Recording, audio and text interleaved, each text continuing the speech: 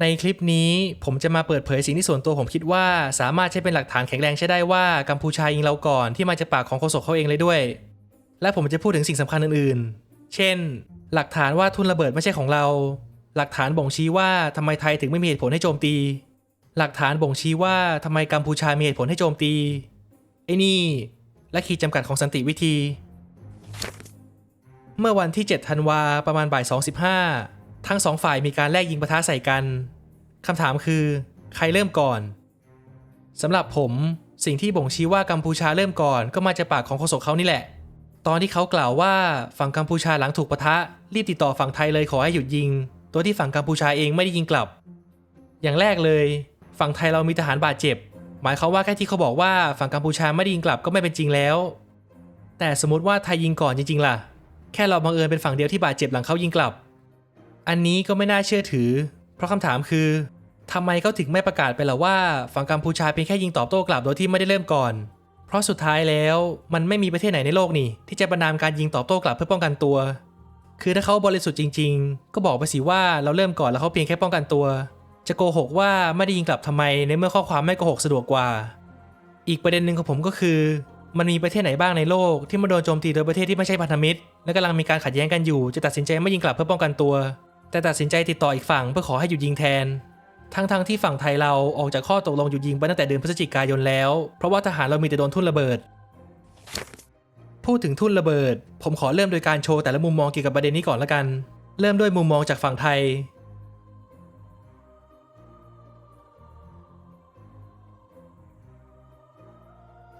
ตามด้วยมุมมองของฝั่งกัมพูชา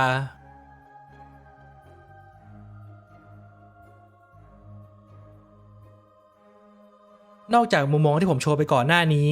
อีกสิ่งสำคัญนึงก็คือทั้งสองประเทศเป็นสมาชิกของอนุสัญญาห้ามทุ่นระเบิดสังหารบุคคลสถานการณ์ตอนนี้คือไทยเคลียร์ระเบิดหมดแล้วแต่กัมพูชายังไม่เสร็จและเพิ่งได้รับอนุมัติขอยืดวันที่ต้องเคลียร์เสร็จไปจนถึง31ธันวาคม2030จากมีตติ้ง UN ที่เกี่ยวกับสนธิสัญญาห้ามทุ่นระเบิดที่เพิ่งเกิดขึ้นไปเมื่อต้นเดือนธันวาคมนี้ส่วนตัวผมเห็นว่าฝั่งไทยหลักฐานแข็งแรงกว่าหมายความว่ากัมพูชาคือฝั่งที่ละเมิดสัญญาที่ประเทศตัวเองเซ็นไปเมื่อ20กว่าปีที่แล้วและผมก็สนับสนุนที่ไทยเพิ่งยื่นคำขอร้องกับผู้มีอำนาจตามกระบวนการของสนธิสัญญาในมีตติ้งที่ผมพูดถึงไปก่อนหน้านี้ให้จัดตั้งคณะสืบสวนข้อเท็จจริงตามที่สนธิสัญญากำหนดไว้หลังจากนี้สิ่งที่ผมพูดส่วนใหญ่จะเป็นความคิดเห็นส่วนตัวมันขึ้นอยู่กับคุณเลยว่าอยากเชื่อผมไหมทำไมผมถึงคิดว่าไทยไม่มีเหตุผลให้ยิงก่อนส่วนตัวผมมีคำตอบอยู่4ข้อซึ่งผมวางไว้บนจอสมมุติถ้าพวกเราอยากลุกลานเขาจริงๆผมว่าเราไม่ทำกันตอนนี้หรอกแม้แต่นักการเมืองผมว่ายังไม่กล้าใช้เทคนิคหาเรื่องประเทศอื่นแบบเชิงลุกเพื่อหาเสียงตอนนี้เลยเพราะมันจะเป็นเหมือนการเชื่อตัวเองทางการเมืองเพราะหลายคนจะคิดว่านี่ไม่ใช่เวลาในเวลาเดียวกันมีหลายคนคิดว่าเหตุผลที่กัมพูชาหาเรื่องเราครั้งนี้อาจเป็นเพราะว่าเราเพิ่งได้มีโอกาสไปชี้แจงเกี่ยวกับสถานการณ์ทุ่นระเบิดในมีตติ้งที่ผมพูดถึงไปก่อนหน้านี้หมายความว่ากัมพูชาอยากหาวิธีเบี่ยงเบนความสนใจหรืออยากทำให้เกิดการปะทะกันคณะสืบสวนจะได้เข้าไปตรวจสอบไม่ได้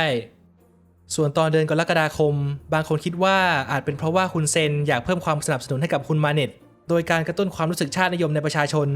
และอยากยับยั้งความพยายามของไทยที่จะสืบสวนและจัดการกับสถานที่กระบวนการมิจฉาชีพต่างๆของคุณเซนด้วยเพราะมันจะเป็นการไปกระทบรายได้เขาส่วนเรื่องไอ้หมอนี่และเหตุผลว่าทำไมการตกลงหยุดยิงมันถึงล้มเหลวง่ายจังผมขอพูดง่ายๆเลยนะในฐานะคนที่เสพสื่อต่างชาติบ่อยมากมันเป็นเพราะว่าไอ้คนที่พยายามมาเป็นกลางเนี่ยมันไม่เคยสนใจพวกเราทั้งสองฝั่งเลยดีไม่ดีมันไม่รู้ด้วยซ้ำว่ากัมพูชาอยู่ไหนก่อนประเด็นนี้เกิดขึ้นและผมว่ามันไม่เคยซื่อสัตย์เลยมั้งทั้งชีวิตเอาเป็นว่าสิ่งที่ผมอยากบอกก็คือมันสนแค่ได้เสียงได้รับคำชื่นชมยินยอมจากคนแหละว่ามันจบสงครามได้สำเร็จเพราะมันอยากโปรโมทความคิดที่ว่ามันเป็นประธานาธิบดีแห่งความสงบสุขจะจบยังไงไม่สนเอาเป็นว่าฉันจบได้สักอย่างก็พอผมว่าไอ้ที่ตกลงหยุดยิงก่อนหน้านี้มันทำแค่ให้ได้เข้าไปถ่ายภาพอวดแหละเมื่อไม่นานมานี้มันพูดออกมาได้ด้วยว่าการที่ทหารเราไปเหยียบทุ่นระเบิดมันเป็นอุบัติเหตุโดยไม่ได้พูดถึงเลยว่าแล้วทุ่นระเบิดมาจากไหนล่ะจะบอกว่าฝั่งเราเองวางทุ่นระเบิดในถิ่นของเราเองเพื่อให้ทหารเราเองไปเหยียบเล่นกันเหรอแถมอ้างด้วยว่าไทยสวนกลับแรงไปโดยที่ไม่อธิบายอะไรเลยเชื่อผมเถอะว่ามันเป็นเพียงแค่คนที่ไม่มีสัจจะที่บังเอิญได้อิทธิพลในโลกเฉยๆท้ายที่สุดผมอยากพูดด้วยว่าผมว่าการเจรจากับฝั่งที่ไม่รับปากมันไร้ประโยชน์นะ เหมือนกับที่รัสเซียละเมิดข้อตกลงบูดาเปสต์เมโมรันดัมที่เคยสัญญาไว้ว่าจะไม่ลุกลามยูเครนถ้ายูเครนยอมสละอาวุธนิวเคลียร์ทั้งหมดโดยการบุกรุกเข้าอยู่ดีตั้ง2 ครั้งผมว่ากัมพูชามันก็เหมือนกันเลยนะโดยการละเมิดสัญญาออตทาวาทรีตี้แบนทุ่นระเบิดคือพวกเราจะไปเจรจากับคนที่หักหลังและละเมิดสนธิสัญญาทำไมในเมื่อเซ็นไปพวกเขาก็เอาไปใช้เป็นโอกาสเลื้อยออกไปแบบไม่เจ็บมากเพื่อที่จะหันมาตีเราอีกทีอยู่ดีเห็นได้จากความที่นี่เป็นครั้งที่2แล้วเหมือนกับที่ตอนนี้ยูเครนคงไม่อยากเจรจานอกจากได้ถิ่นกลับคืนมาทั้งหมดบวกกับได้รับประกันความปลอดภัยจากใครสักคนที่เชื่อถือได้เราเองก็อยากรับประกันความปลอดภัยของเราเหมือนกันโดยการลบความสามารถทางทหารของเขาออกให้หมด